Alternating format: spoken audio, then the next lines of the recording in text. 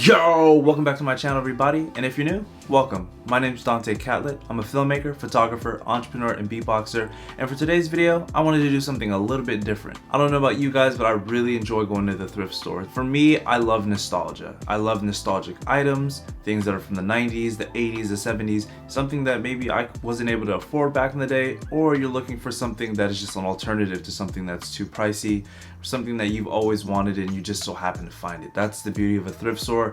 Depending on what time you go there, it might not have an item. It's not like going to a department store where they have 10 in stock of one item. There's only one of these items, and over time they come and they go and they disappear and they increase or decrease in value, and I think that that's the really cool thing about going to the thrift store. It does have its cons, of course. It's kind of dirty, but there are ways to get around that. But for today's video, we're going to be talking about something specific, and that's 35mm film cameras. And you might be wondering to yourself, why are you making videos about film cameras? Great question. As you know, I'm a photographer, but you know what they say, right? You can't be a filmmaker if you can't even take a decent picture. Nowadays, we're so spoiled with these digital cameras because you could literally just hold down the shutter button and hope for the best and hope that you captured that moment. In certain instances, that's okay. If you're an event or wedding photographer, of course you don't want to miss out on that moment. I think that it's a really great way to just slow down the process. You have either 24 or 36 frames and that's it. You can't see the image that you're shooting until you take it to the lab or develop it yourself, and there's something about the process of just being able to take your time, capture something exactly how you want to capture it, and then in the end result getting that envelope back and looking either at your negatives or getting your prints out and just saying, wow, this is how this picture came out. I can either improve in these areas because I know how the lighting situations were. Make sure to smash that like button, comment down below, and let me know what you think about thrift stores. Do you enjoy going to them or do you not? And if you do enjoy going to the thrift stores, what are you looking for? Also, make sure to subscribe to this channel so you never miss an upload, and click the notification bell so you get a notification every time I upload a video. So without further ado, let's go ahead and get into the thrift finds.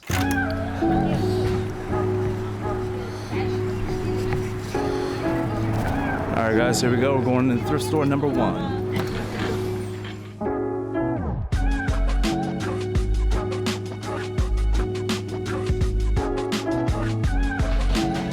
Always important for you to look around because look, I got this one right here.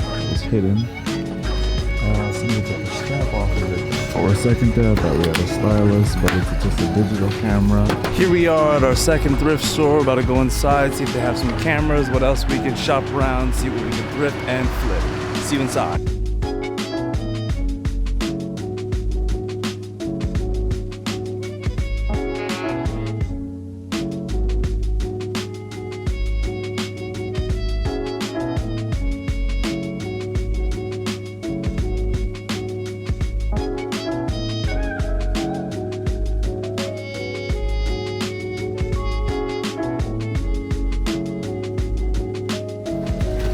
$326.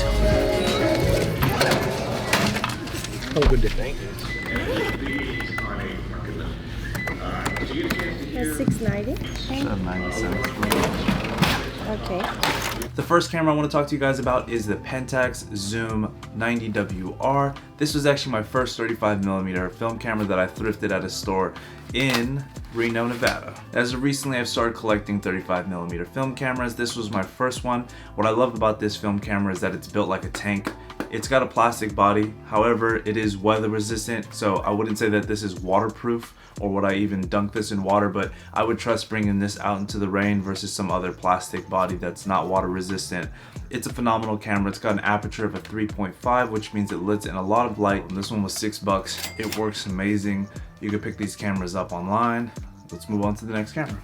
So one of the reasons why I enjoy thrifting is that I live right around the corner from one of the best thrift stores. It's called Eco Thrift. I mean, when you walk into this place, it's literally the size of a department store or a Toys R Us. There's so many options and selections. They've got a really great price structure. They've got a 3-tier sale promo every single day you go in there. It changes twice a week.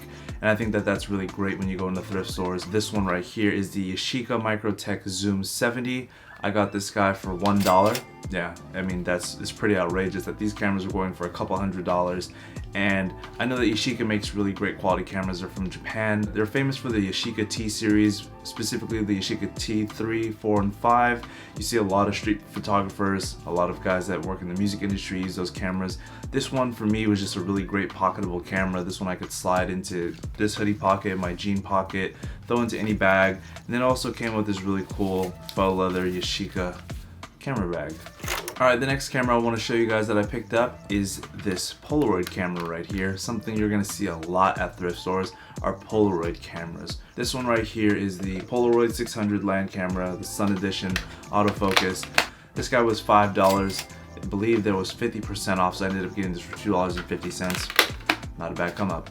The next camera that I picked up right here is the Olympus 35RC. It's a 35mm rangefinder camera. What's great about this is that it has a fixed lens on here, meaning that it can't be removed. It's a 42mm lens with f2.8, so you get that nice shallow depth of field. You're able to change the shutter speed. I believe I got this for about $25 maybe, or less. Believe me when I say these cameras completely blew my mind. I go thrifting about 2 or 3 times a week. I've got local thrift stores here in my city. Comment down below and let me know what your favorite thrift stores are. Without further ado, I want to talk about these 3 cameras right here. They're pretty much the same exact camera. They came out in different years.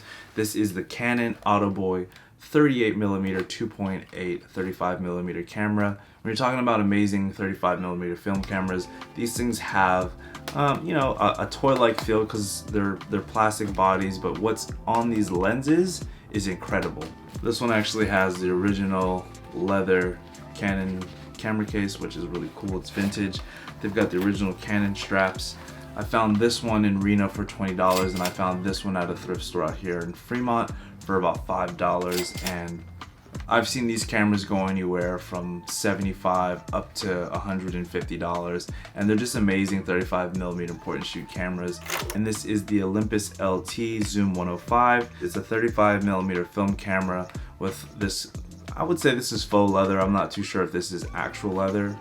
The next 3 cameras that I want to talk to you guys about are all the same cameras, and it is by far my happiest achievement as a thrifter for 35mm cameras. Did I really just say that to myself?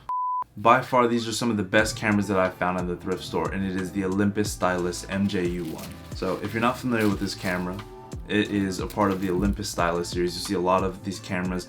Olympus is very synonymous for having their slide open feature like this. These cameras go for about $150 to $200 depending on their condition.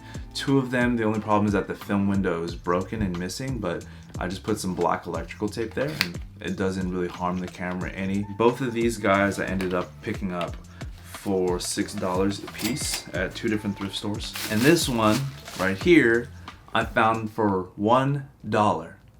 Couldn't you believe that? $1.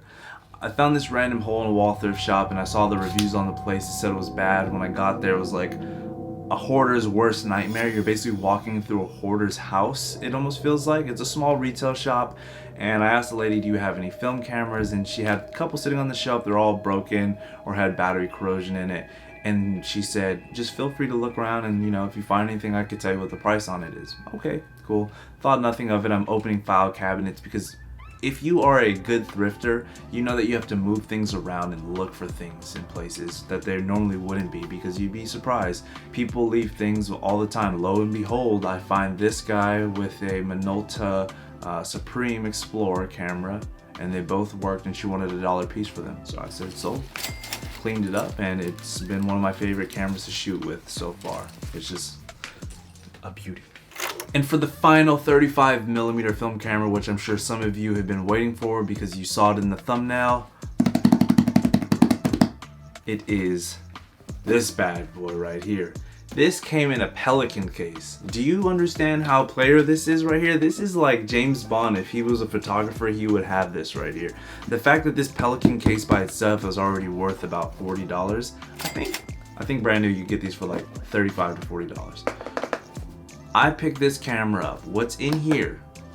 What is inside here? I picked up for $25 at a thrift store. Are you ready for this? Here's where I go.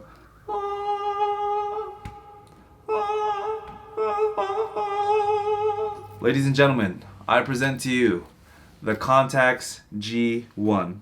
A moment of silence, please. Not just the body, but with a 24mm 2.8 Carl Zeiss lens. Also, comes with the flash, comes with the lens hood. My friends, this is about a $500 to $600 35mm camera. This was made to compete with Leica back in the day, and this is more of a luxurious premium camera. This is a 35mm rangefinder camera, but what's dope about it, if you heard that, is that it's all automatic. But this camera right here has by far been one of my favorite film cameras to shoot with. To be able to find this camera for $25 is amazing, and that should just tell you that you should never give up while looking at the thrift store. You're probably wondering, why do I have all of these film cameras? Well, the reason why is because film is expensive. Developing it, purchasing the film, it's not like digital where you can just purchase SD or CF cards and have unlimited amounts of data. For film, it's like you got 36 shots, you gotta develop that costs money, whether or not you wanna scan it yourself or the lab does it, that's an additional cost. And if you want prints, that's another additional cost. So for me, a way to keep that cost down is just by going to the thrift store and being able to flip cameras. This is something that I would recommend anybody to do, whether it's cameras, clothes, just finding an extra side hustle to be able to pay for these additional expenses. And I think that it's really cool because everybody that I've been able to ship out cameras to might not have a thrift store nearby them or a good quality thrift store. They might be in a neighborhood where people who are donating it don't really have great cameras. They probably have the cheaper cameras. So being able to preserve a part of history and being able to clean it up and making sure that they work and being able to send it out to people and teaching them, I mean, that's one of the greatest things for me. A lot of people are beginner photographers and they might not be able to afford, expensive DSLR cameras. So I think that that's the beauty in it, being able to take something that once belonged to somebody else, finding it, being able to document that, and then sharing it with another photographer for that camera to live on, for them to tell their story and their journey. I think that that's really cool. A lot of these cameras that you saw in this video I'm actually keeping for myself, and some of these are actually on my Depop. If you guys are interested, make sure to click the link in the bio. My Depop is Film World. Feel free to purchase any of those cameras. All the cameras have been tested with film and without film. They've been dry tested with batteries in them as well. They all shoot and they fire properly. If you're a beginner to photography, drop a comment down below and let me know if you have any questions about film cameras. Again, guys, it's really not about the type of camera that you have. It's all about what's here and what's given to you, which is your eyes and what you can create. And being able to be creative. I could use my iPhone, I could use a disposable film camera. At the end of the day, the best camera that you have is the camera that you have. So make the most of it and just constantly keep practicing. Don't put the camera down. If you guys enjoyed this video, go ahead and smash that like button. Comment down below and let me know what you thought about this video. Let me know what you guys want to see next. Make sure to hit that subscribe button. Turn on your post notifications so you never miss a video. My name is Dontae and I'm out. Wow, yeah!